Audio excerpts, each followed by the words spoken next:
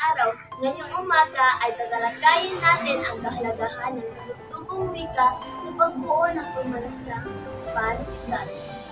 Alam niyo ba na napakahalaga ng katutubong wika sa pagpalalim ng mapanuri, malikhain, at mapagpalayang kagayahan ng mag-aaral at mamayan. At ang wikang katutubo ay ang mga sandata sa pagtaguyod ng katotohanan at katwiran, lalo na nasa panahon na kasinungalingan, kawalan ng katarungan at krisis, panlipunan.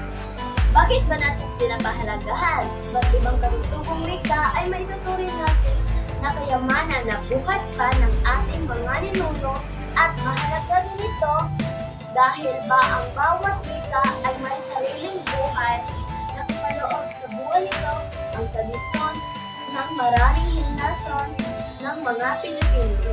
At sa huli, laging tandaan na ang pagpahalaga sa katutubong ay katumbas rin sa pagpahalaga sa mga kapwa Pilipino, sa pagpahalaga sa mga kapwa Pilipino na nagmula pa sa ibang tradisyon.